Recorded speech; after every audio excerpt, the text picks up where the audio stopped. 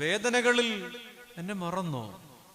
ആരുമില്ലേ എനിക്ക്, ആരുമില്ലേ എനിക്ക്. പണ്ട് ഇടയാറന്മുളയിലെ സാധു 4 ചക്രം തികച്ചില്ലാത്ത ഒരു വൈകുന്നേരത്ത് വല്ലാതെ പ്രതിസന്ധിയിൽ ഇരിക്കുമ്പോ തൻ്റെ ഒരു പരിചയക്കാരൻ അകലെ നിന്ന് ആ ചെമ്മൺ പാതയിലൂടെ ഒരു ശീലക്കുടയും പിടിച്ച് നടന്നു വരുന്നത് കണ്ടപ്പോൾ സാധുവിന്റെ ചങ്കത്ത് ആനന്ദത്തിന്റെ പക്കമേളം ഉയരുന്നുണ്ട്.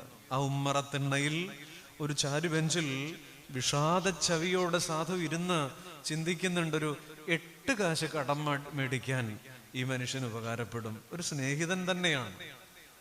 വീടിനോട് ആ മനുഷ്യൻ അടുത്തു വന്നപ്പോൾ ആ വഴിയുടെ മുന്നിൽ കൂടെ വരുമ്പോ താൻ ഇവിടെ നിന്ന് എഴുന്നേക്കുന്നുണ്ട് ഒരു 4 ചക്രം കടം വാങ്ങാൻ. പക്ഷേ നിർഭാഗ്യകരം, നിരാശാജനകം, ആ വീടിന്റെ മുന്നിൽ വന്നപ്പോ ആ പരിചയക്കാരൻ കയ്യിലിരുന്ന ശീലക്കുട സാധുവിന്റെ വീടിന് നേരെ തിരിച്ച് മുഖം മറച്ച്, നമ്മൾ ചിലപ്പോ ഇങ്ങനെയൊക്കെ പാറുള്ള മനുഷ്യരാ, ഇങ്ങനെ ശീലക്കുട മറച്ചു പിടിച്ച് കടന്നു പോകുമ്പോ ആ മനുഷ്യന്റെ ഉള്ളിൽ നിന്ന് ഗദ്ഗദത്തിന്റെ അലകടൽ പൊട്ടിയൊഴുകുന്നുണ്ട്.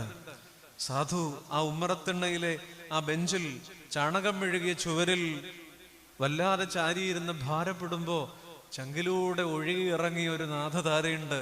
അവിടെ ഇരുന്നാണ് അദ്ദേഹം പാടിയത്.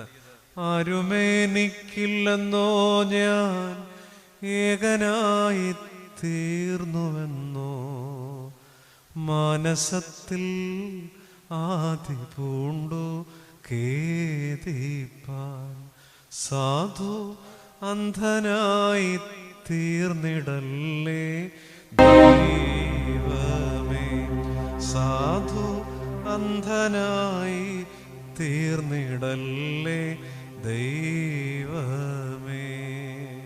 എനിക്ക് ആരുമില്ലേ, ആരുമില്ലേ, എനിക്ക് ആരുമില്ല എന്ന് ഭാരപ്പെടുമ്പോ ആ മനുഷ്യന് ചരണമാണ് ആദ്യം കിട്ടിയത്. പിന്നീടാണ് അതിന്റെ പല്ലവിയൊക്കെ ഉണ്ടാകുന്നത്. ദൈവമേ, ഞാൻ ഒറ്റപ്പെട്ടു പോയോ? പക്ഷെ അതിലേക്ക് അതൊക്കെ വീണുപോകില്ല. ആരുമേനിക്കില്ലെന്നോ ഞാൻ ഏകനായി തീർന്നുവെന്നോ മനസ്സത്തിൽ ആദി പൂണ്ടു കേതിപ്പാൻ സാധു അന്ധനായി തീർന്നിടല്ലേ ദൈവമേ, സാധു അന്ധനായി തീർന്നിടല്ലേ ദൈവമേ. പ്രിയപ്പെട്ടവരെ, ലോകത്തൊത്തിരി പ്രത്യയശാസ്ത്രങ്ങളുണ്ട്, ലോകത്തൊത്തിരി തത്വശാസ്ത്രങ്ങളുണ്ട്, ലോകത്തൊത്തിരി ഇസങ്ങളുണ്ട്. മനുഷ്യന്റെ വേദനയ്ക്ക് ശമനം കൊടുക്കാൻ അതൊന്നും സഹായിക്കില്ല. ഈ വചനം ഒരാളുടെ ഉള്ളിലുണ്ടെങ്കിൽ എത്രത്തോളം എത്രത്തോളം എത്രത്തോളം എന്ന് ചോദിക്കുമ്പോ പ്രിയപ്പെട്ടവരെ, അതിനൊരു ബലം തരുന്നൊരു പുസ്തകം. ലോകത്തെ വലിയ മനുഷ്യരെ കുറിച്ച് നിങ്ങൾ ആലോചിച്ച് നോക്കൂ. ലോകത്തെ ഏറ്റവും മനോഹരമായ മോട്ടിവേഷണൽ പുസ്തകം, പ്രചോദിപ്പിക്കുന്ന പുസ്തകം എഴുതിയ ഒരാൾ ഏണസ്റ്റ് ഹെമിംഗ്വേ ആണ്. കിഴവനും കടലും പോലുള്ള പുസ്തകങ്ങൾ കുട്ടികൾ വായിച്ചിട്ടുണ്ടാവാം. പക്ഷെ ആ മനുഷ്യൻ ആത്മഹത്യ ചെയ്ത അവസാനം. ലോകത്ത് ഏറ്റവും സന്തോഷം, ഏത് പ്രശ്നത്തിനും മനഃശാസ്ത്രത്തിൽ ഉത്തരവുണ്ടെന്ന് പറയുമല്ലോ, കൗൺസിലിങ്ങിനെ കൊണ്ടുപോകാന്ന് പറയുമല്ലോ. മനഃശാസ്ത്രത്തിന്റെ മഹിതാചാര്യൻ എന്ന് പറയാവുന്ന സിഗ്മണ്ട് ഫ്രോയിഡ് മനഃശാസ്ത്രത്തിന്റെ കുലപതിയാണ്. അവസാന രോഗത്തിന്റെ താഴ്വരയില് 21 മില്ലിഗ്രാം മോർഫിൻ കുത്തിവെച്ച് ആത്മഹത്യ തുല്യമായ മരണം സ്വീകരിച്ച ആളാണ്. ലോകത്ത് ഏറ്റവും സുന്ദരി എന്ന് വിളിച്ചേക്കാമായിരുന്ന മെർലിൻ മൺട്രോ, ക്ലിയോപാട്ര ആത്മഹത്യ ചെയ്യുകയായിരുന്നു. ലോകത്ത് അധികാര കൊതിയന്മാരായിരുന്ന ഹിറ്റ്ലറും പിലാത്തോസും മാർക്ക് ആന്റണിയും ആത്മഹത്യ ചെയ്യുകയായിരുന്നു. നിങ്ങൾ ചരിത്രം പരിശോധിക്കൂ.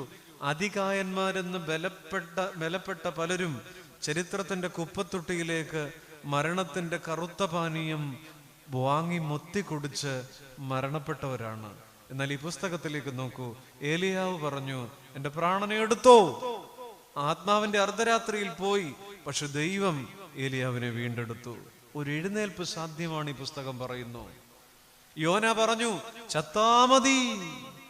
പക്ഷേ ഒരു വീണ്ടെടുപ്പ് യോനയ്ക്ക് കിട്ടി. ഇയ്യോബ് പറഞ്ഞു, എന്തിനാ ഞാൻ ഇങ്ങനെ ജീവിക്കുന്നേ? എൻ്റെ അമ്മ തൊലഞ്ഞു പോട്ടെ, എൻ്റെ അപ്പൻ പണ്ടാരടങ്ങി നശിക്കട്ടെ പറഞ്ഞതാണ്. ആ മനുഷ്യനോട് വീണ്ടെടുപ്പ് സാധ്യമായി.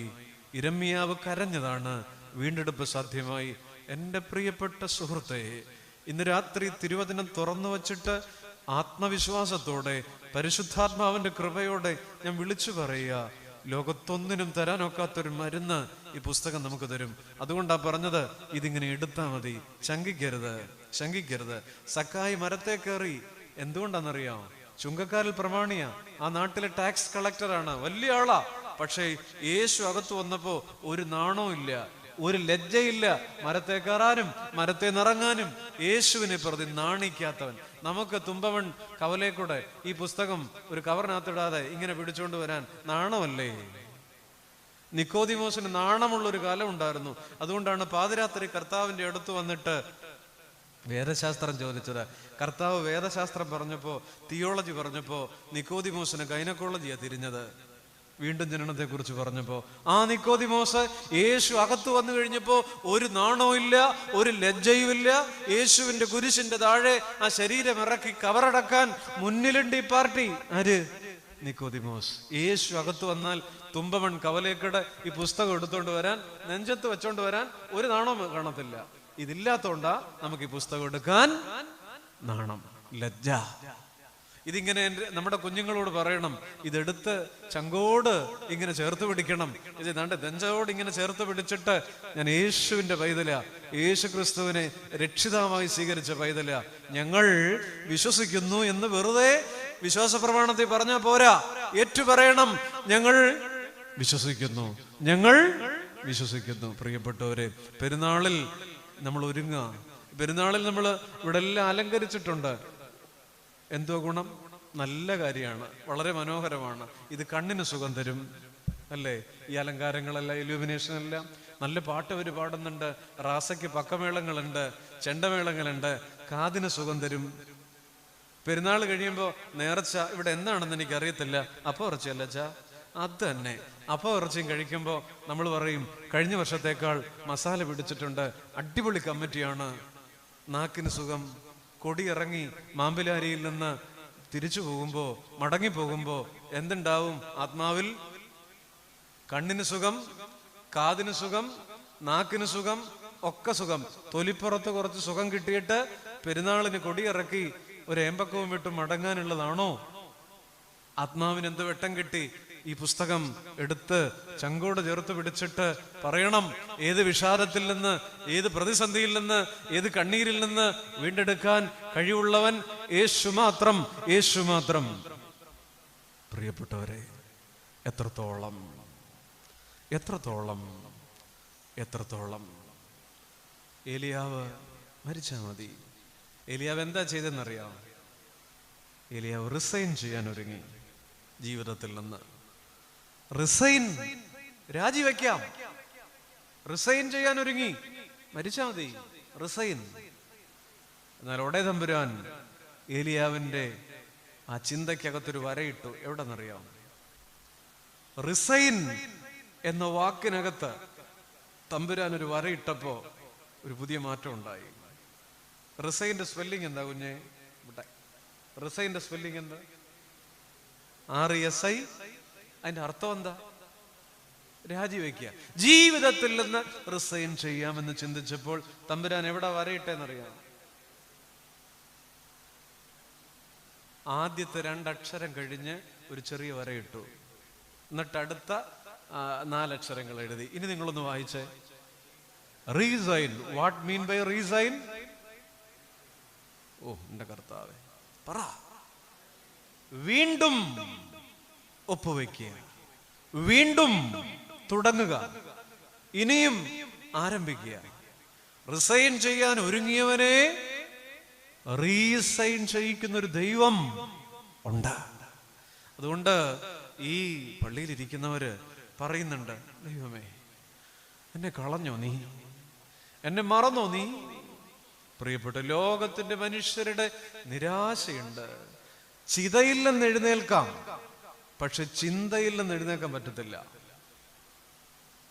പട്ടടയിൽ കൊണ്ടുവച്ചാലും ചിതയിൽ കൊണ്ടുവച്ചാലും നമുക്ക് എഴുന്നേറ്റ് വരാം. പക്ഷെ ഞാൻ ഗുണപ്പെടുകയല്ലെന്ന് ഞാൻ തന്നെ ചിന്തിച്ചോണ്ട് കിടന്നാൽ ആ ചിന്തയിൽ നിന്ന് എഴുന്നേക്കാൻ പറ്റത്തില്ല. ഇവിടെ ഇരിക്കുന്ന ഒത്തിരി പേര് ഏതോ കളഞ്ഞു പോയതുപോലെ ഈ പന്തളത്തിന്റെ പരിസരത്തുള്ള ഏതോ ആശുപത്രിയിൽ നമ്മുടെ ആരാണ്ട് ഈ സന്ധ്യക്ക് ചാകാൻ കിടക്കുന്നത് പോലെ വിഷമിച്ചിരിക്കുന്ന മുഖങ്ങൾ. ചിതയിൽ നിന്ന് എഴുന്നേക്കാം, പക്ഷേ ചിന്തയിൽ നിന്ന് എഴുന്നേക്കാൻ പറ്റത്തില്ല. അതുകൊണ്ട് വിഷാദത്തിൽ വീണു പോകുന്ന അബ്രഹാം പോണ്ടതാ. അബ്രഹാമിനോട് പറഞ്ഞു, നിന്റെ ഏകജാതനെ കൂട്ടിക്കൊണ്ട് മോറിയാക്കി പോകണം. നിങ്ങൾ ആലോചിച്ച് നോക്കിക്കേ, ഉൽപ്പത്തി 22:1 ഇങ്ങനെയാണ്: അബ്രഹാം അതികാലത്ത് എഴുന്നേറ്റു എന്ന് പറഞ്ഞാൽ തലേ രാത്രി നന്നായിട്ട് ഉറങ്ങി. അതികാലത്ത് എഴുന്നേറ്റു എന്ന് പറഞ്ഞാൽ തലേ രാത്രി നന്നായിട്ട് ഉറങ്ങി. ഇന്ന് പല മനുഷ്യർക്കും ഉറക്കമില്ല. അബ്രഹാമിന്റെ ജീവിതത്തിൽ വലിയൊരു അഗ്നിപർവ്വതം പൊട്ടാൻ പോകുന്ന പ്രഭാതം, ലാവ പോലെ തിളച്ചു പൊന്തുന്ന ആത്മാവിലെ കണ്ണീർ പാനപാത്രങ്ങൾ, നന്നായി ഉറങ്ങി. പത്രോസിനെ കുറിച്ച് നമ്മൾ വായിക്കുന്നുണ്ട്. കയ്യാമം വയ്ക്കപ്പെട്ട് അധികാരികളുടെ ചങ്ങലകളിൽ പിടിപെട്ട പത്രോസിനെ കുറിച്ച് വായിക്കുന്നുണ്ട്. 2 പടയാളികളുടെ നടുവിൽ പത്രോസ് ഉറങ്ങുകയായിരുന്നു. ഈ പ്രതിസന്ധിയുടെ നടുവിൽ പത്രോസ് ശാന്തമായി ഉറങ്ങുകയായിരുന്നു. പ്രിയപ്പെട്ടവരെ, ഹാഗാറിനോട് ദൈവം ചോദിക്കുന്നുണ്ട്, മക്കളെ, ആ കുഞ്ഞിനെ കടത്തിയിട്ട് മാറിപ്പോയി എന്ന് കരയുന്ന ഹാഗാറിനോട് ചോദിക്കുന്നുണ്ട്, വാട്ട് ട്രബിൾസ് യു ഹാഗാർ? പെണ്ണേ, എന്നാ പറ്റി? അവള് കരയുക. കണ്ണുനീർ പടലങ്ങൾ അവളുടെ നേത്ര പടലങ്ങളിൽ നിന്ന് ഒലിച്ചിറങ്ങുക. അവള് കരയുക. ബർശബ മരുഭൂമിയിൽ അവള് കരയുക. സ്വർഗം പറഞ്ഞൊരു മറുപടി ഉണ്ട്. എന്തെന്നറിയാം? മോളെ, എന്റെ മോളെ, നീ കരയണ്ട. ബാലന്റെ നിലവിളി ദൈവസന്നിധിയിൽ എത്തിയിരിക്കുന്നു. ബാലന്റെ നിലവിളി. നിങ്ങൾ എന്നെ ഒന്ന് നോക്കിക്കേ. ഈ ഹാഗാറിന് ഒരു 35 വയസ്സ് ഉണ്ട്. ഞാൻ ആധാർ കാർഡൊന്നും കണ്ടിട്ടില്ല പുള്ളിക്കാരിയുടെ, ചുമ്മാ ഇരുന്നോട്ടെ. മരിക്കാൻ കിടക്കുന്ന ഇസ്മായേലിന് 12 വയസ്സ്, ഇരുന്നോട്ടെ. ഇവര് രണ്ടുപേരും കരയുന്നുണ്ട്. പക്ഷെ ഉൽപ്പത്തി 21 പറയുന്നതനുസരിച്ച് സ്വർഗം രജിസ്റ്റർ ചെയ്ത കണ്ണീർ ആരുടെയാ? ഇപ്പൊ പറഞ്ഞല്ലോ ഞാൻ, ഹാഗാറിന്റെ അല്ല, മോന്റെ. എന്തുകൊണ്ടാന്നറിയാം? അവിടെ പറയുന്നുണ്ട്, ഹാഗാറേ, നീ കരയണ്ട. ബാലന്റെ നിലവിളി. എന്താ ഈ കരച്ചിലും നിലവിളിയും തമ്മിലുള്ള വ്യത്യാസം? അമ്മച്ചി കരഞ്ഞത് കണ്ണുനീരും കൊച്ചു കരഞ്ഞത് നിലവിളിയായിട്ടാ സ്വർഗം ഏറ്റെടുത്ത്. എന്തുകൊണ്ടാ? കരച്ചിലും നിലവിളിയും തമ്മിലുള്ള വ്യത്യാസം തന്നെ. അങ്ങനെയൊന്നുമില്ല. ശബ്ദം ഉണ്ടാക്കി കാറുന്നതിന്റെ പേരാണ് നിലവിളി അല്ല. ഇനി മറ്റൊരു സാധ്യതയില്ല എന്നുള്ള തിരിച്ചറിവിന്റെ മുമ്പിലെ കരച്ചിലാണ് നിലവിളി. ഓപ്ഷനുള്ള കരച്ചിലാണ് വെറും കരച്ചിൽ. മനസ്സിലായില്ലല്ലേ? ഞാൻ മനസ്സിലാക്കി തരാം. ഇപ്പൊ കളിപ്പാട്ടം നഷ്ടപ്പെട്ട കുട്ടി കരയും, അടുത്തത് കിട്ടുമ്പോ തീരും. പ്രണയം നിഷേധിക്കപ്പെട്ട ചെറുപ്പക്കാരൻ, ആൺകുട്ടി പെൺകുട്ടി കരയും. 9ാം ക്ലാസ്സിൽ തുടങ്ങും, 10ാം ക്ലാസ്സിൽ പൊട്ടും, 11ാം ക്ലാസ്സിൽ 2 എണ്ണമാണ്. ഒന്ന് പൊട്ടുമ്പം കരയും. അവർക്ക് ഇനിയും മുന്നോട്ട് ഓപ്ഷൻ ഉണ്ട്. എന്നാൽ ഇന്ന് രാത്രി നിങ്ങൾ ഇവിടുന്ന് പോകുമ്പോൾ ഒരു പൊട്ടക്കണറ്റ് വീഴുവാന്നിരിക്കട്ടെ, നിങ്ങൾ കരയോ നിലവിളിക്കോ? സത്യം പറഞ്ഞിട്ട് പോണം. നിലവിളിക്കും. അല്ലെങ്കിൽ നിങ്ങൾ ഇങ്ങോട്ട് പോകുന്ന വഴിക്ക് ഒരു കറുത്ത പട്ടി ഇരുട്ടത്ത് പുറകെ ഓടിക്കുകയാണ്. മുട്ടുവയ്യാത്തരും ഡിസ്ക് മേലാത്തരും ഒന്നും നമ്മൾ അന്നേരം ഓർക്കുന്നില്ല, വിടുകയാണ്, നമ്മൾ വിട്ടോടുകയാണ്. അപ്പൊ കരയോ നിലവിളിക്കോ? അതെന്താ അങ്ങനെ? ഇപ്പൊ നിങ്ങൾ പറഞ്ഞല്ലോ. അതിന്റെ കാരണം ഈ അവസ്ഥകളെന്നൊക്കെ പറയുന്നത് രക്ഷപ്പെടുമോന്ന് ഒരു ഉറപ്പുമില്ല. രക്ഷപ്പെടുമെന്ന് ഉറപ്പില്ലാത്ത കരച്ചിലാണ് ഏത്? നിലവിളി. സ്വർഗം പറഞ്ഞു, മോളെ ഹാഗാറേ, നീ കരയണ്ട. കാരണം അവളുടെ കരച്ചിൽ മാത്ര. കുഞ്ഞു മരിച്ചാലും അവൾക്ക് ഓപ്ഷൻ ഉണ്ട്, അവൾക്ക് മുന്നോട്ട് പോവാ. പക്ഷെ ഈ ഇസ്മായേലിന്റെ മുമ്പിൽ സാധ്യതകളില്ല. കുഞ്ഞിന്റെ നിലവിളി സ്വർഗം സ്വീകരിക്കുക. പ്രിയപ്പെട്ടവരെ, ഹാഗാർ ഒരു നീരുറവ കണ്ടു. അതുവരെ കാണാത്ത നീരുറവ. എന്താണ് അതുവരെ കാണാഞ്ഞേ? അവളുടെ കാഴ്ച മറയ്ക്കുന്ന കണ്ണുനീർ അവളുടെ കണ്ണിലുണ്ടായിരുന്നു.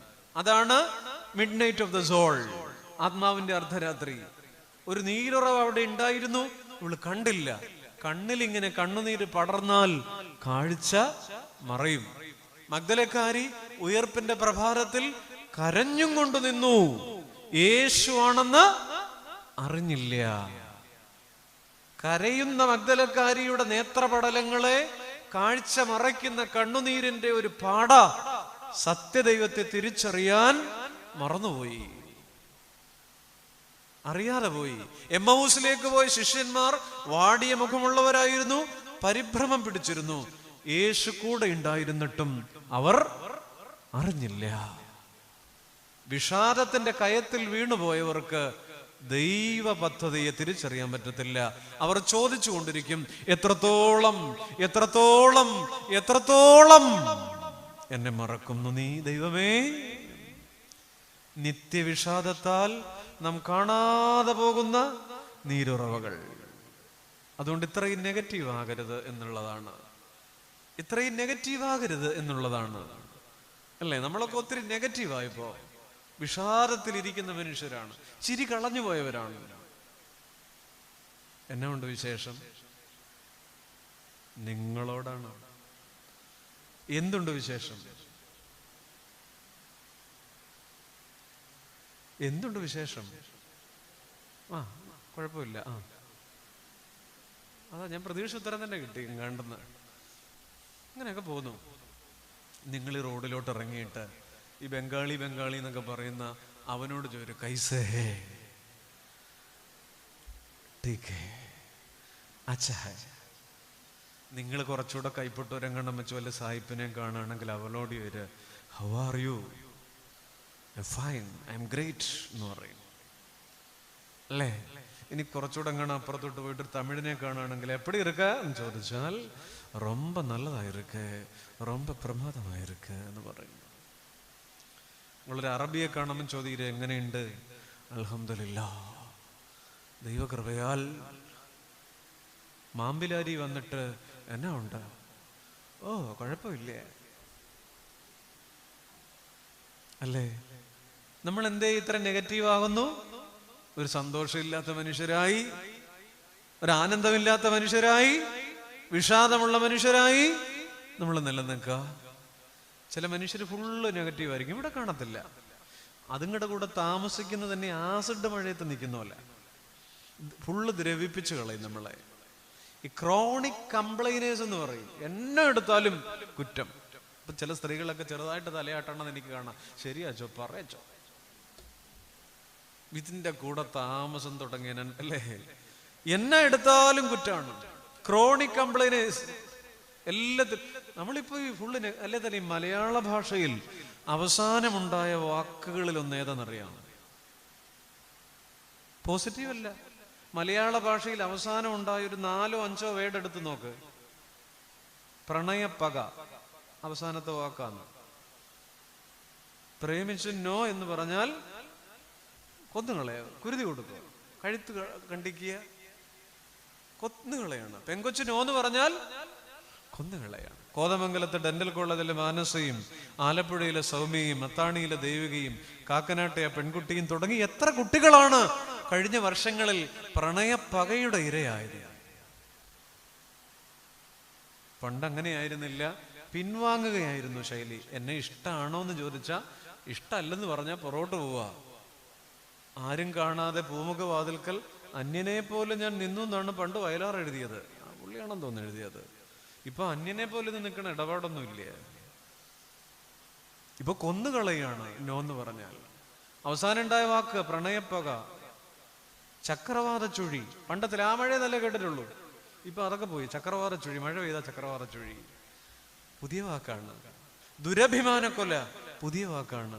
നിരസിക്കൽ കൊല പുതിയ വാക്കാണ്. മലയാള ഭാഷയിൽ അവസാനം ഉണ്ടായ കുറേയേറെ പദങ്ങൾ ഫുള്ള് നെഗറ്റീവാണ്. പിന്നെ നമ്മൾ വലിയ പോസിറ്റീവാന്ന് പറഞ്ഞ് നടക്കുക. അല്ലെങ്കിൽ ഇന്ത്യൻ ഭാഷകളിൽ ഏറ്റവും കുറച്ച് ബഹുമാന പദങ്ങളുള്ള ഭാഷ മലയാള. ഇന്ത്യൻ ഭാഷകളിൽ ഏറ്റവും കുറച്ച് ബഹുമാന പദങ്ങളുള്ള ഭാഷ മലയാള. ഏറ്റവും കൂടുതൽ ബഹുമാന പദങ്ങളുള്ള ഭാഷ ഏതെന്നറിയാമോ ഇന്ത്യയിൽ? ഹിന്ദിയല്ല. ഹിന്ദി നല്ല ഭാഷയാണ്. ഹിന്ദിയിൽ ഒത്തിരി ബഹുമാന വാക്കുകളുണ്ട്. ഉറുദു ആണ്. 225 ബഹുമാന പദങ്ങളുണ്ട്. രാജസദസ്സിൽ രൂപപ്പെട്ട സ്റ്റാൻഡേർഡാണ് ഹിന്ദി. തമിഴ് നമ്മുടെ അയലോക്കത്തറ. തമിഴില് അമ്മ എന്നൊരു വിളിക്ക് 100 ആത്മാവാണ്. ഒരു വീട്ടിൽ വേലക്ക് നിൽക്കണ 50 വയസ്സ് 60 വയസ്സുള്ള സ്ത്രീയെ ആ വീട്ടിലെ പെൺകുട്ടി മോള് അമ്മ എന്നാ വിളിക്കുന്നത്. ഇവിടെ സുമതി എന്ന് പേരിട്ടല്ലേ വിളിക്കുന്നത്. അമ്മ എന്നാണ് അവള് വിളിക്കുക, ഒരു തമിഴ് പെൺകുട്ടി. ആ വിളിക്കകത്തൊരു ആത്മാവിൻ്റെ ചാരുതയുണ്ട്. പിന്നെ മലയാളത്തിന് വേറൊരു ഗുണമുണ്ട്. ഇന്ത്യയിലെ ഏറ്റവും കുറച്ച് തെറിവാക്കുകളുള്ള ഭാഷയും മലയാളം. ഒരുമാതിരിപ്പെട്ടൊക്കെ നമുക്ക് അറിയുകയും ചെയ്യാം. ഏറ്റവും കുറച്ച് ചീത്ത വാക്കുകളുള്ള ഭാഷ മലയാളം. ഫലത്തിൽ നമ്മൾ ഒത്തിരി നെഗറ്റീവാണ്. സന്തോഷം നഷ്ടപ്പെട്ടവർ, വിഷാദത്തിൽ വീണുപോയവർ, ക്രോണിക് കംപ്ലൈനേഴ്സ് ആയവർ എത്രത്തോളം എത്രത്തോളം എത്രത്തോളം. ആദ്യത്തെ 2 വാക്യം വായിച്ചു. രണ്ടാമത്തെ ചിന്തയിലേക്ക് നമ്മൾ കിടക്കുക. ആദ്യത്തെ 2 വാക്കുകൾ വായിച്ചിട്ട് നമ്മൾ ചിന്തിച്ചു. അതിന് ഞാനൊരു പേര് വിളിക്കാം: ലൈഫ് ഇമ്മേഴ്സ്ഡ് ഇൻ മെലങ്കളി. വിഷാദങ്ങളിൽ വീണുപോയ ജീവിതം. Life immersed in melancholy. വിഷാദത്തിൽ വീണുപോയ ജീവിതം. എത്രത്തോളം. നമുക്ക് രണ്ടാമത്തെ 2 വാക്യങ്ങൾ വായിക്കുകയാണ്. 3, 4 വാക്യങ്ങൾ ശ്രദ്ധിക്കണേ, കേൾക്കണേ. പുറകിലിരിക്കുന്നവര് ശ്രദ്ധിക്കണേ. 3, 4 വാക്യങ്ങൾ നമ്മുടെ ധ്യാന ചിന്തകളുടെ 2ാം ഭാഗം. വായിക്കൂ. പേര് മറന്നുപോയി. സാജോ എന്തോ? ഷൈൻ. പോകുമ്പോഴത്തേക്ക് പഠിക്കും. വായിച്ചോ. എന്റെ ദൈവമായ യഹോവേ, കടാക്ഷിക്കണമേ, എനിക്ക് ഉത്തരമരുളണമേ. ഞാൻ മരണനിദ്ര പ്രാപിക്കാതിരിക്കുവാൻ എൻ്റെ കണ്ണുകളെ പ്രകാശിപ്പിക്കണമേ. ഞാൻ അവനെ തോൽപ്പിച്ചു കളഞ്ഞു എന്നെൻ്റെ ശത്രു പറയരുതേ. ഞാൻ ഭ്രമിച്ചു പോകുന്നതിനാൽ എൻ്റെ വൈരികൾ ഉല്ലസിക്കുകയും അരുതേ. ശ്രദ്ധിക്കണം. 2 വാക്യങ്ങൾ വായിച്ചു, 3ഉം 4ഉം. ഇവിടെയും എൻ്റെ ഒരു ചോദ്യമുണ്ട്. ഈ 2 വാക്യങ്ങളിൽ ഏറ്റവും കൂടുതൽ ആവർത്തിച്ച ഒരു ചെറിയ വാക്കുണ്ട്. ഏതാന്ന് പറയാം? നിങ്ങൾ ശ്രദ്ധിച്ചിട്ടില്ല? എവിടെ പോയിരിക്കുക നിങ്ങള്? ഷൈൻ. ഒരിക്കൽ കൂടെ വായിക്കൂ. എന്റെ ദൈവമായ യഹോവേ, കടാക്ഷിക്കണമേ. ശ്രദ്ധിച്ചോണം. എനിക്ക് ഉത്തരമരുളണമേ. ഞാൻ മരണനിദ്ര പ്രാപിക്കാതിരിക്കുവാൻ എൻ്റെ കണ്ണുകളെ പ്രകാശിപ്പിക്കണമേ. ഞാൻ അവനെ തോൽപ്പിച്ചു കളഞ്ഞു എന്ന് എൻ്റെ ശത്രു പറയരുതേ. ഞാൻ ഭ്രമിച്ചു പോകുന്നതിനാൽ എൻ്റെ വൈരികൾ ഉല്ലസിക്കുകയും അരുതേ. വായിക്കേണ്ടതുപോലെ വായിച്ചിരിക്കുന്നു എന്നുള്ളതാണ്. ഈ 2 വാക്യങ്ങളിൽ ആവർത്തിച്ചു പറഞ്ഞ ഒരു പദം ഏതാണ്? പറയൂ. എൻ്റെ. രണ്ടാമത്തെ ഭാഗം നാം ധ്യാനിക്കുമ്പോൾ ഒരാൾ എൻ്റെ ദൈവം എന്ന് പറയുന്നൊരവസ്ഥ അയാളുടെ മുറിവുകളാണ്. നിങ്ങളാരും ദൈവമുണ്ട് എന്ന് പറയരുത്. ദൈവമുണ്ട് എന്ന് തുമ്പമണ്ണിൽ പറയരുത്. വൃത്തിയിടാച്ചോ പറയുന്നേ. ദൈവമുണ്ട് എന്നുള്ളതൊരറിവാണ്. പറയേണ്ടത് ദൈവമുണ്ടല്ലോ.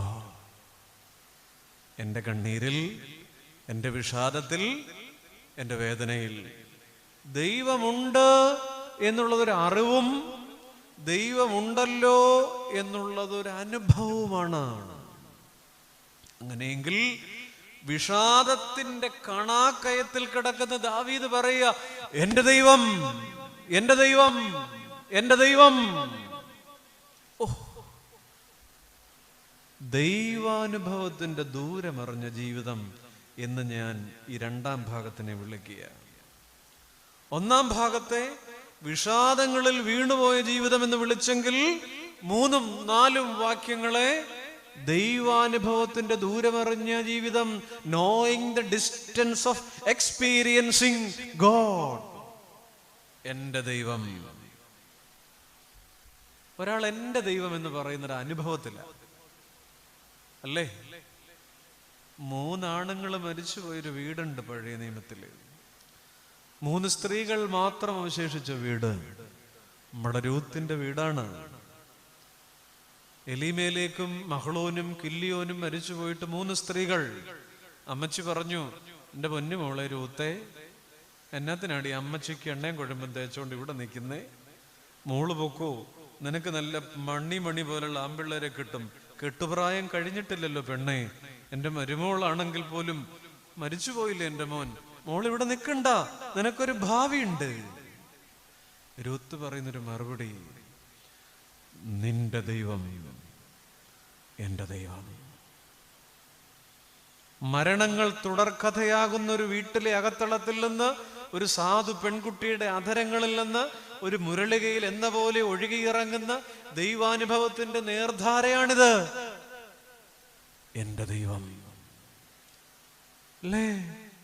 മാർത്തോമാ ശ്ലീഹ ആ കൂട്ടത്തിൽ ഇങ്ങനെ കണ്ടോ കണ്ടില്ലേ എന്ന് പറഞ്ഞിട്ടൊരു അല്പം സാറ്റ് കളിച്ചിരിക്കുമ്പോ ഒടതമ്പുരാൻ വിളിച്ചു, എന്റെ തോമാ ഇങ്ങോട്ട് വാ, എന്റെ തോമാച്ചനിങ്ങ് വന്നേ.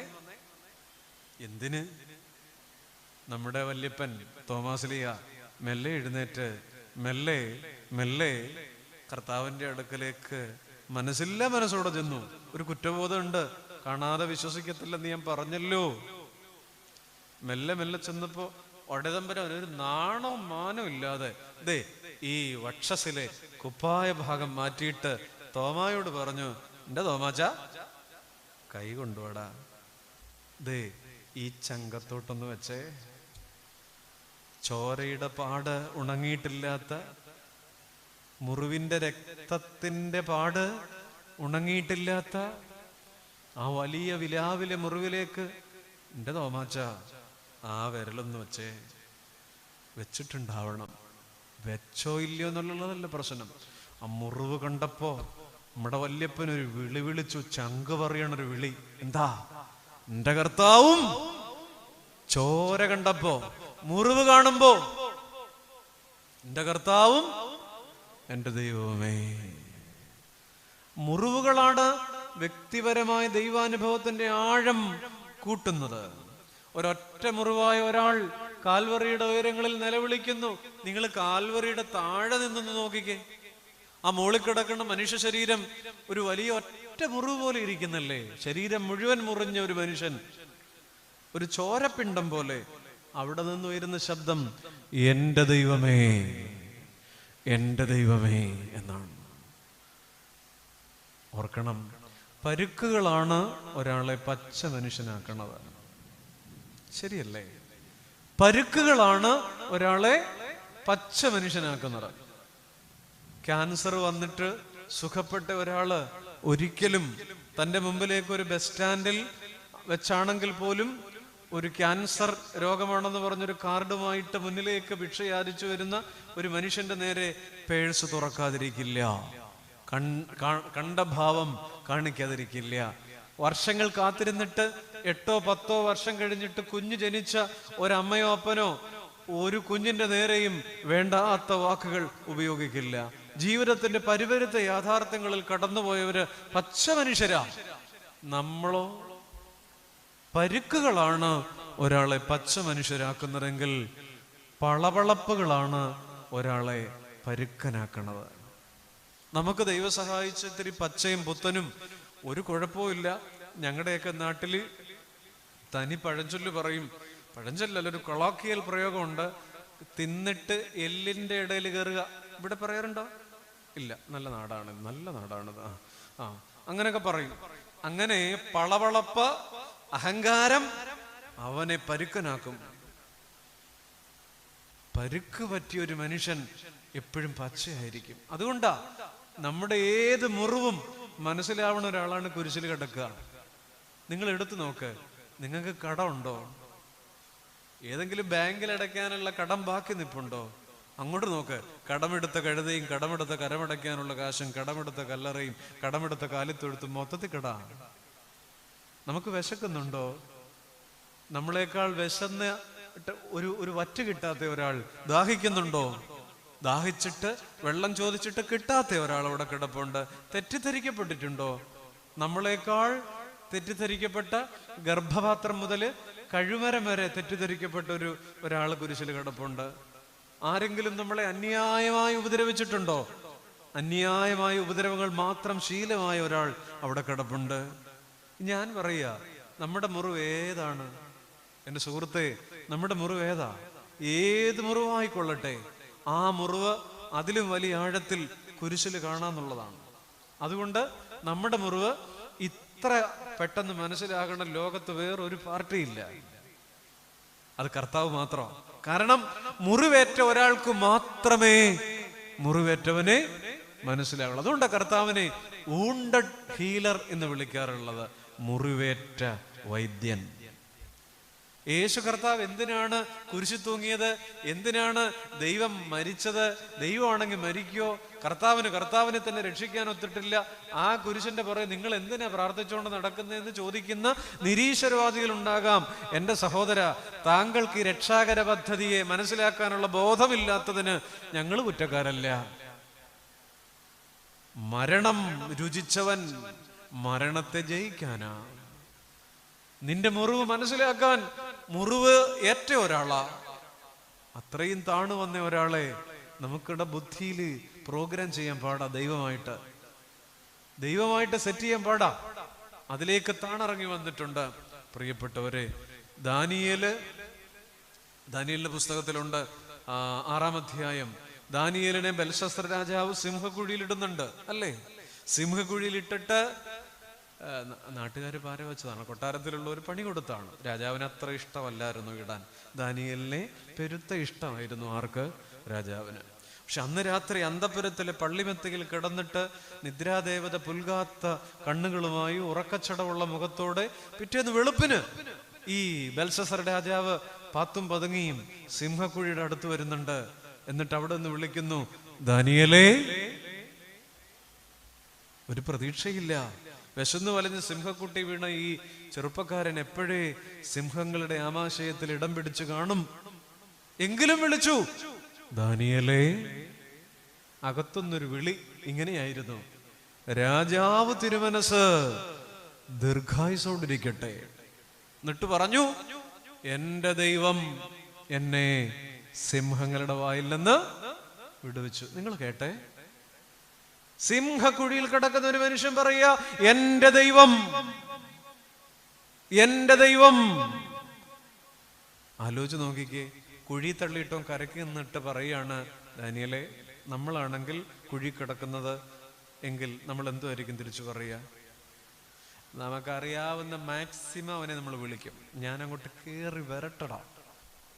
പക്ഷേ കുഴി തള്ളിയിട്ട പാർട്ടി കരക്ക് നിന്ന് വിളിച്ചപ്പോ ദാനിയേല് പറഞ്ഞു, രാജാവ് തിരുമനസ് ദീർഘായുസോടിരിക്കട്ടെ, എന്റെ ദൈവം എന്നെ. അതാണ് ദൈവത്തിന്റെ പദ്ധതി. എന്താ? ലോകം സിംഹക്കുഴിയുടെ വാതിൽക്കലെ കല്ലിന് മുദ്ര വെച്ചു, ഇവൻ രക്ഷപ്പെടരുത്. എന്നാൽ ദൈവം അതുക്കും മേലെ സിംഹങ്ങളുടെ പല്ലിന് മുദ്ര വെച്ചു. കേട്ടെ, ലോകം ആ കല്ലിന് മുദ്ര വെച്ചെങ്കിൽ ദൈവം സിംഹങ്ങളുടെ വായ തുറക്കാതിരിക്കാൻ പല്ലിന് മുദ്ര വെച്ചു. ഇതാ ദൈവം. നിന്നെ ലോകം പൂട്ടുമായിരിക്കും, അവൻ നിന്നെ പൂട്ടാൻ നടക്കുക, അവള് നിന്നെ ഒതുക്കാൻ നടക്കുക. പേടിക്കണ്ട. അതിനും അപ്പുറം കരുതുന്നൊരു ദൈവം ഉണ്ടെങ്കിൽ പറയണം, എന്റെ ദൈവം. എന്താണ്? എന്റെ ദൈവം. ചില സിംഹക്കുഴികള് ദൈവാനുഭവത്തിന്റെ വാതിലാണ്. ജോസഫിന് അതുവഴി കടന്ന് പൊട്ടക്കിണറ്റി കിടക്കുമ്പോൾ അതുവഴി കടന്നുപോയ മിദ്യാന്യ കച്ചവടക്കാർ ഒരു കിളിവാതിലാണ്. എസ്തേർ, അവളുടെ ചിറ്റപ്പൻ മൊർദെഖായി രക്ഷയ്ക്കുള്ള കിളിവാതിലായി. യോന വെള്ളത്തിൽ വീണപ്പോ ആ കടലാന ഒരു കിളിവാതിലായി. പത്രോസ് ഇടറിപ്പോയ നിമിഷങ്ങളിൽ, തള്ളിപ്പറഞ്ഞ നിമിഷങ്ങളിൽ യേശുവിന്റെ നോട്ടം ഒരു കിളിവാതിലായി. ദാവീദ് ബേർശബയോട് പാപം ചെയ്ത് പാപത്തിൽ ഉരുകിയപ്പോ നാഥാൻ പ്രവാചകന്റെ ചൂണ്ടുവിരൽ ദാവീദിന് വീണ്ടെടുപ്പിന്റെ കിളിവാതിലായി. ശമരിയാക്കാരി കിണറിന്റെ തീരത്ത് നിന്നപ്പോ, പാപത്തിന്റെ കനത്ത ഭാരം പേറി നിന്നപ്പോ, ആ കിണറിന്റെ തീരം അവൾക്കൊരു കിളിവാതിലായി. പ്രിയപ്പെട്ടവരെ, ശമരിയാക്കാരി വെള്ളം കോരാൻ എപ്പോഴാ വന്നേ? എന്റെ ദൈവമേ, എത്ര പേര് ആട് പറഞ്ഞല്ലോ, വെള്ളം കോരാൻ എപ്പോഴാ വന്നേ? നട്ടുച്ചയ്ക്ക്. എന്നാത്തിനാ അവള് നട്ടുച്ചയ്ക്ക് വന്നേ? നല്ല വെയിലുകൾ ഉണ്ടായാൽ വിറ്റാമിൻ കിട്ടുമെന്ന് വിചാരിച്ചിട്ടാണോ? അല്ല. ആരും കാണരുത്, ആരും കാണരുത്. ഇടറിയ ജീവിതം കയ്യിൽ പിടിച്ച് ആരും കാണരുതെന്നും പറഞ്ഞ് ഒക്കത്തൊരു കുടവും വെച്ചിട്ട് അവൾ വരികയാണ്.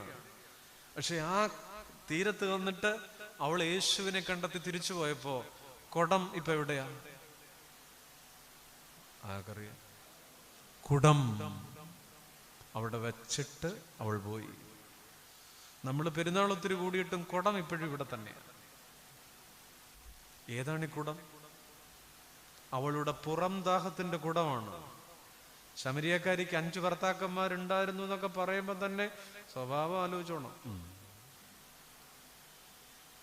പുറംദാഹത്തിന്റെ കുടം, കാമനകളുടെ കുടം, ചപലതകളുടെ കുടം, മോഹങ്ങളുടെ കുടം, ദുഷിപ്പിന്റെ കുടം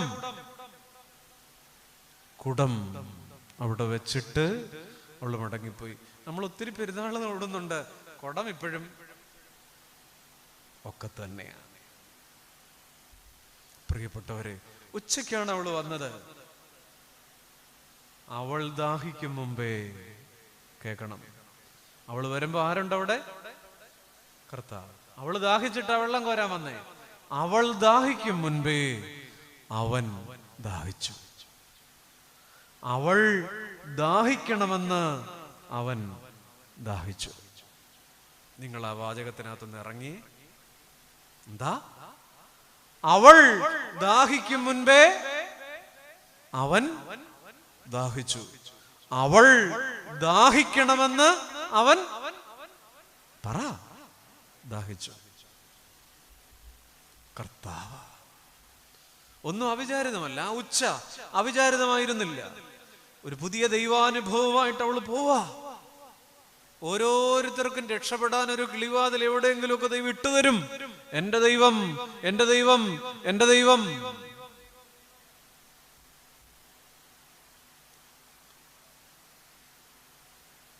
പ്രിയപ്പെട്ടവരെ, 2-3 കുഞ്ഞുങ്ങളെ ഇരിപ്പുള്ളൂ, പെൺകുട്ടികളില്ലേ. അച്ഛനൊരു കഥ പറയാം. പണ്ടൊരു വീട്ടിൽ ഒരു തട്ടും പുറത്ത് ഒത്തിരി എലികൾ ഉണ്ടായിരുന്നു. ഒത്തിരി എലികൾ. എലികളുടെ എണ്ണം കൂടിയപ്പോ ആ വീട്ടിലെ ഗൃഹനാഥൻ ഒരു പൂച്ചയെ വാങ്ങിച്ചു. നല്ലൊരു പൂച്ച, വെളുത്ത സുന്ദരൻ, കൊമ്പൻ മീശയുള്ള പൂച്ച.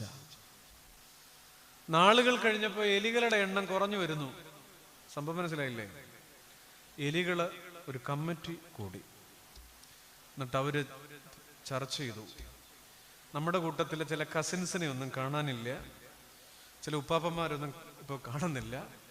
നമ്മുടെ പൂച്ചയാണ് ശല്യം, എങ്ങനെ ഒതുക്കണം, എന്തോ മാർഗം. അവസാനം ആ കൂട്ടത്തിലെ ഒരു മുതിർന്ന കമ്മിറ്റി മെമ്പർ എഴുന്നേറ്റ് നിന്നൊരു അഭിപ്രായം പറഞ്ഞു. എനിക്കൊരു ഐഡിയ. എന്ത്? ഒരു മണി മേടിക്കാം.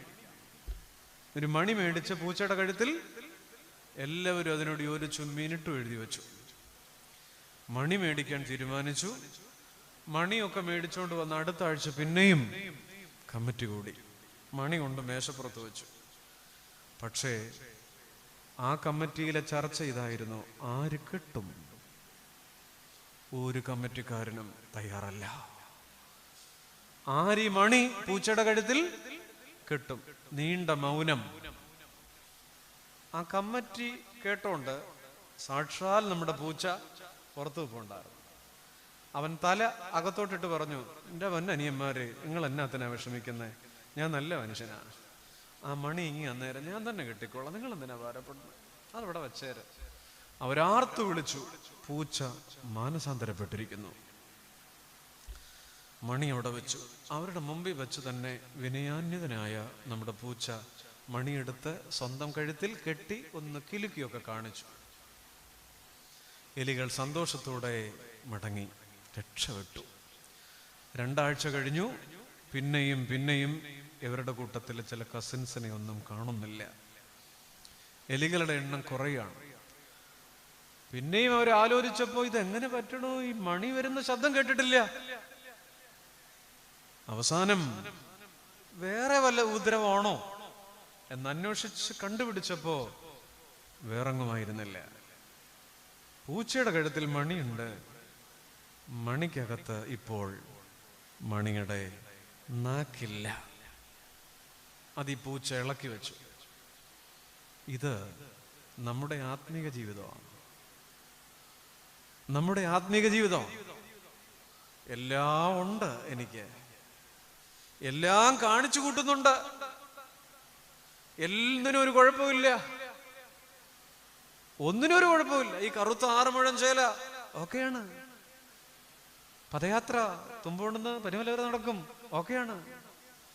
എല്ലാ ആഴ്ചയും പള്ളി പോവും, ഓക്കെയാണ്. പെരുന്നാളൊക്കെ ഗംഭീരാണ്, ഓക്കെയാണ്. എവരിതിങ് ഓക്കെയാണ്. ആത്മാവില്ലാത്ത ദൈവാനുഭവങ്ങൾ, ആത്മാവില്ലാത്ത ദൈവാനുഭവങ്ങൾ. നമ്മുടെ കുഞ്ഞുങ്ങൾ എവിടാ വളരുന്നേ? ഇവിടെ നല്ലൊരു യുവജന പ്രസ്ഥാനമുള്ള യൂണിറ്റ് ഉണ്ടെന്ന് എനിക്കറിയാം. നന്നായിരിക്കട്ടെ. ചെറുപ്പക്കാരെ ഒത്തിരി കാണുന്നു, കുഞ്ഞുങ്ങൾ ഒത്തിരി ഉണ്ട്. പലയിടത്തും ഇവിടുത്തെ കാര്യമല്ല, പുറത്തെ കാര്യമാണ്. നമ്മുടെ കുട്ടികൾ എവിടെയാ? They are not outside the church. അവര് പള്ളിക്ക് പുറത്തല്ല. ഒച്ചപ്പെടാ, രാത്രി 9 മണിയായിട്ടേ വരുള്ളൂ. പള്ളിയിലല്ലയോ? പേരൻസ് സന്തോഷം.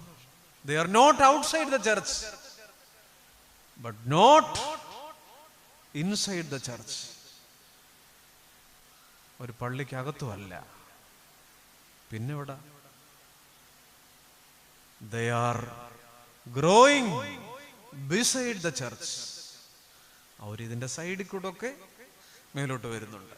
എല്ലാത്തിനും ഉണ്ട്. പക്ഷെ യേശു ഉണ്ടോ?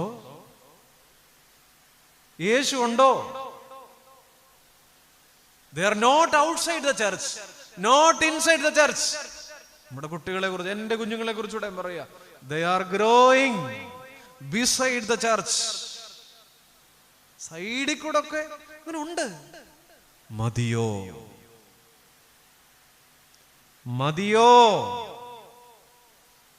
ഇങ്ങനെ മതിയോ?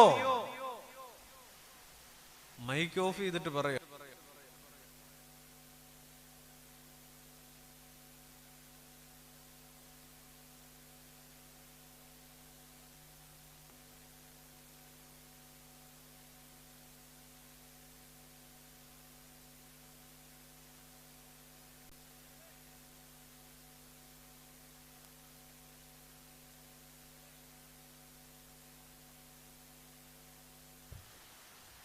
അല്ലേ? യേശു ഉണ്ടോ? മക്കളെ, ഇവിടെ കുറച്ച് കുഞ്ഞുങ്ങളെ ഉള്ളൂ. നിങ്ങളുടെ കർത്താവിനെ നാണം കെടുത്തല്ലേ. ഇത് ലൈവ് ഉണ്ടായിരുന്നു, മൈക്ക് ഓഫ് ചെയ്തെങ്കിൽ അത് കൂടെ പോക്കാണും. സാരമില്ല, ചീത്തവിളിയൊക്കെ എനിക്ക് കിട്ടിക്കോളും, സാരമില്ല. ഇത് ഉണ്ടാവരുതേ എന്നാണ് പ്രാർത്ഥിക്കാറുള്ളത്. ഇതുള്ളിടത്ത് ധൈര്യമായിട്ട് പലതും പറയത്തില്ല, ഉള്ളി തോന്നിക്കുന്നതും പറയത്തില്ല. സാരമില്ല. ഇത് മതിയോ? പ്രിയപ്പെട്ടവരെ, വിഷാദത്തിന്റെ വീഴ്ചകളിൽ നിന്ന് ദൈവാനുഭവത്തിന്റെ ദൂരം കണ്ടെത്തിയ ഒരു ദാവീദ് നമുക്ക് സാധിക്കുമോ? 4 വാക്യങ്ങൾ നമ്മൾ വായിച്ചു. എത്രത്തോളം എൻ്റെ വിഷാദത്തിന്റെ കണാകയങ്ങളിൽ നിന്ന് ദൈവാനുഭവത്തിന്റെ ദൂരമറിഞ്ഞ ജീവിതം. ഷൈൻ 5-6 വാക്യങ്ങൾ വായിച്ച്, 5-6 അവസാനത്തെ വാക്യങ്ങൾ. ഞാനോ നിന്റെ കരുണയിൽ ആശ്രയിക്കുന്നു, എൻ്റെ ഹൃദയം നിന്റെ രക്ഷയിൽ ആനന്ദിക്കും. യഹോവ എനിക്ക് നന്മ ചെയ്തിരിക്കൊണ്ട് ഞാൻ അവന് പാട്ടുപാടും. തീർന്നു. പുസ്തകം മടക്കാം. വേണ്ട. അവസാനത്തെ 2 വാക്യങ്ങളിൽ നമ്മൾ ഇങ്ങനെയാ വായിച്ചത്: ആനന്ദിക്കും, നിന്റെ രക്ഷയിൽ ആനന്ദിക്കും, പാട്ടുപാടും. ഇതൊക്കെ ഏത് കാലമാ? പറയൂ, ഇതേത് കാലമാ? ദൈവമേ, ഈ കാലമൊക്കെ സ്കൂളിൽ 7ാം ക്ലാസ്സിൽ പഠിച്ചതല്ലയോ? ഞാൻ പന്തളത്തിന് പോവും. ഏത് കാലമാ? പന്തളത്തെ പറയണം, എങ്കിലേ കിട്ടുള്ളൂ. അതെനിക്കറിയുമ്പോഴില്ല. ഇവിടെ പറഞ്ഞത് ഞാൻ നിന്റെ രക്ഷയിൽ ആനന്ദിക്കും, എന്റെ ദൈവത്തിന് പാട്ടുപാടും. ഏത് കാലോ? പറയൂ. ഭാവി കാലം, ഫ്യൂച്ചർ എന്ന് പറഞ്ഞാൽ ഭാവിയുടെ മധുരം രുചിച്ച ജീവിതം. ഭൂതകാലത്തിന്റെ വിഷാദങ്ങളിൽ നിന്ന് വർത്തമാനകാലത്തിന്റെ ദൈവാനുഭവങ്ങളിൽ കൂടി ഭാവിയുടെ മധുരം രുചിച്ചു പാടുന്ന ദാവീദ്. ആ കൊച്ചു സങ്കീർത്തനത്തിന്റെ കൃപ എന്ത് കണ്ണീരിന്ന് ആരംഭിച്ചതാ! 0 ഗ്രൗണ്ട് ലെവലിൽ നിന്ന് തുടങ്ങിയതാ. സ്വർഗത്തേക്കുക. ഞാനവന് പാട്ടുപാടും, യഹോവ നന്മ ചെയ്തിരിക്കൊണ്ട് ഞാനവന്. പ്രതീക്ഷയുടെ തേൻപുരട്ടിയ വരികൾ, പ്രത്യാശയുടെ മധുരം കിനിയുന്ന മൊഴികൾ. ഹന്നാമ്മച്ചി ശമൂവേൽ ബാലന് വേണ്ടി, കുഞ്ഞിനു വേണ്ടി പ്രാർത്ഥിച്ച് കരഞ്ഞിട്ട് പള്ളിയിൽ നിന്ന് എഴുന്നേറ്റ് പോകുമ്പോ പറഞ്ഞു: അടിയന് തൃക്കണ്ണിൽ കൃപ ലഭിക്കട്ടെ. ഭാവി, നാളത്തെ മധുരം രുചിക്കുക. പരിശുദ്ധ അമ്മ മറിയം പറഞ്ഞു: സകല തലമുറകളും എന്നെ ഭാഗ്യവതി എന്ന് വാഴ്ത്തും. ഫ്യൂച്ചർ. അതെ, യഥാർത്ഥ ഭക്തൻ എങ്ങനെയാണ്? Hope in the midst of misery. സങ്കടങ്ങളുടെ നടുവിലെ പ്രതീക്ഷ അതാണ്.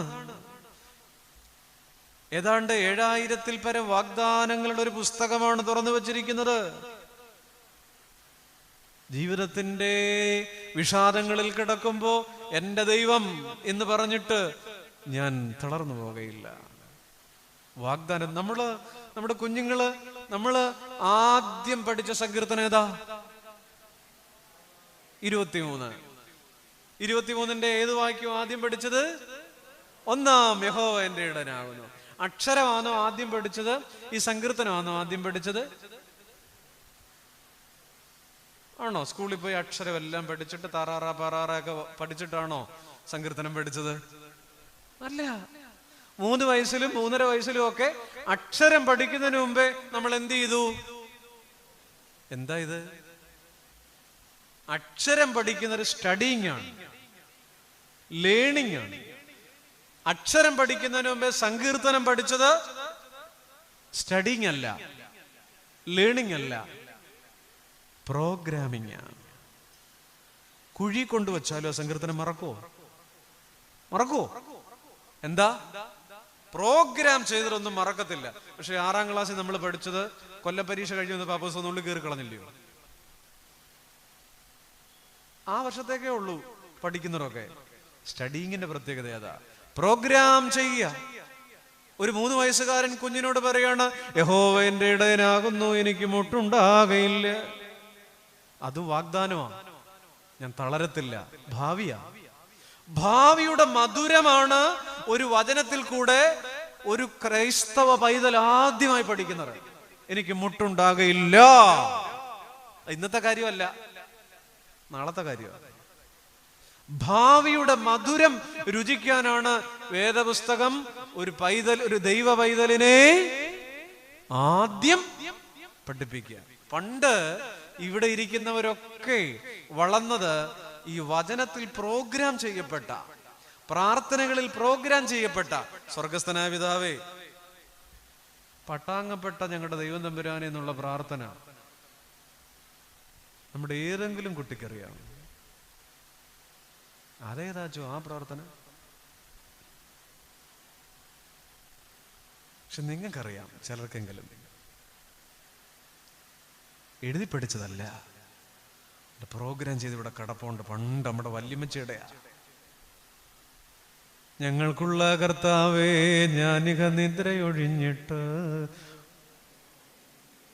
പാതിരാത്രി 2 മണിക്ക് എഴുന്നേപ്പിച്ചിരുത്തി പാടിയാലും പാടും. പ്രോഗ്രാം കടപ്പുണ്ട്. എൻ്റെ പ്രിയപ്പെട്ട മാതാപിതാക്കളെ, ഈ ഇരിക്കുന്ന കിടാങ്ങളുടെ തലയിൽ എന്ത് പ്രോഗ്രാം ചെയ്തിട്ടുണ്ട് നമ്മൾ? ഈ കുഞ്ഞുങ്ങളുടെ മനസ്സിൽ എന്ത് പ്രോഗ്രാം ചെയ്യുന്നുണ്ട് നമ്മൾ? സൺഡേ സ്കൂൾ പഠനമാണ് നടക്കുന്നത്. സൺഡേ സ്കൂൾ പഠനമല്ല, ഒരു വീട്ടിൽ നിന്ന്, മാതാപിതാക്കളിൽ നിന്ന് കുഞ്ഞുങ്ങൾക്ക് കിട്ടുന്ന സ്പിരിച്വൽ പ്രോഗ്രാമിംഗ്. ഞായറാഴ്ച 9:50 മുതൽ 10:40 വരെയുള്ള 50 മിനിറ്റിൽ നടക്കുന്നത് പഠനമാണ്, അല്ലേ? ഇന്ന് നമ്മുടെ കുഞ്ഞുങ്ങൾക്ക് ഒരു പക്ഷേ ഇതൊക്കെ കളഞ്ഞിട്ട് അതുങ്ങൾ തോന്നിയ വഴിക്ക് പോകുന്നതിന് ഒരു കാരണം ഈ പഠനമല്ല അവരുടെ ജീവിതത്തെ നാളെ വിശ്വാസത്തിൽ നിലനിർത്തേണ്ടത്. അതിനു മുമ്പ് നമ്മുടെ പ്രാർത്ഥനാ പായകളിൽ അവരിൽ നാം പ്രോഗ്രാം ചെയ്തു വയ്ക്കുന്ന ചില ആത്മീക പാഠങ്ങളാ. അതിന് ഈ കാലം തോറ്റുപോയില്ലേ? എന്റെ മുമ്പിൽ അമ്മമാർ നിരന്നിരിക്കുന്നു, എന്റെ മുമ്പിൽ പിതാക്കന്മാർ നിരന്നിരിക്കുന്നു. നിങ്ങൾ കുംഭസാരത്തിന്റെ ഭാവത്തിൽ പറ, തോറ്റുപോയില്ലേ കാലം? അതാണ് ഞാൻ ആദ്യം പറഞ്ഞല്ലോ, വർഷങ്ങൾക്കുള്ളിൽ വിശ്വാസത്തിന്റെ വലിയ ശൂന്യത നമ്മുടെ ഇടയിലുണ്ടാവും. കാരണം ഈ പ്രോഗ്രാമിംഗ് നഷ്ടപ്പെട്ടു പോയിരിക്കുകയാണ്. യഹോവ എനിക്ക് നന്മ ചെയ്തിരിക്കുക കൊണ്ട് ഞാനവന് പാട്ടുപാടും. ഞാൻ ഈ ചിന്തകള് അവസാനിപ്പിക്കുക. അതുകൊണ്ട് ഇന്ന് രാത്രി എത്രത്തോളം എത്രത്തോളം എത്രത്തോളം എന്ന് കരയുന്ന മനസ്സേ, അവിടെ ഇരുന്നിട്ട് പറയണം, എൻ്റെ ദൈവം, എൻ്റെ ദൈവം, എൻ്റെ ദൈവം. എങ്കിൽ നാളെയുടെ മധുരം രുചിക്കാം, അല്ലേ? ആശ്രയമേശുവിൽ എന്നതിനാൽ ഭാഗ്യവാൻ ഞാൻ, ഭാഗ്യവാൻ ഞാൻ. ആശ്വാസമെന്നിൽ താൻ തന്നതിനാൽ ഭാഗ്യവാൻ ഞാൻ, ഭാഗ്യവാൻ ഞാൻ. അറിയാവുന്ന പാട്ടാണെന്നാണ് എൻ്റെ ചിന്ത. ആശ്രയം യേശുവിലെന്നതിനാൽ ഭാഗ്യവാൻ ഞാൻ, ഭാഗ്യവാൻ ഞാൻ. ആശ്വാസമെന്നിൽ താൻ തന്നതിനാൽ ഭാഗ്യവാൻ ഞാൻ, ഭാഗ്യവാൻ ഞാൻ. 13-ാം സങ്കീർത്തനം. ഈ രാത്രി കിടക്കുന്നതിന് മുമ്പ് നമ്മുടെ വായനാനുഭവത്തിലേക്കൊന്ന് കടന്നു വന്നിരുന്നെങ്കിൽ നന്നായിരിക്കും. ഒഴുകി വരുന്ന കൃപയെ അതിൽ നിന്നിങ്ങനെ തുടച്ച് ചങ്കോട് ചേർത്ത് വയ്ക്കാൻ ഒരു വായന കൂടെ ഈ രാത്രി അർഹിക്കുന്നുണ്ട്. നിങ്ങളുടെ വേദപുസ്തകത്തിൽ നിന്ന് ഈ സങ്കീർത്തനം കേൾക്കില്ലേ? രാത്രി ബെഡിലേക്ക് പോകുന്നതിന് മുമ്പ് 13-ാം സങ്കീർത്തനം ഒരിക്കൽ കൂടെ ഒരു വായന അർഹിക്കുന്നുണ്ട്. തീർച്ചയായും ഈ രാത്രി അതുണ്ടാകുമെന്ന് പ്രതീക്ഷിക്കുന്നു. നാം ഒരുമിച്ച് ഈ സമയങ്ങളിൽ ഇരുന്നു ഒരു വചനം ധ്യാനിച്ചു. ഈ തിരുവചനത്താൽ നാം കൃപ നിറഞ്ഞ് ദൈവാത്മാവിൻ്റെ ബലം പ്രാപിക്കട്ടെ. ദൈവം നമ്മെ അനുഗ്രഹിക്കട്ടെ.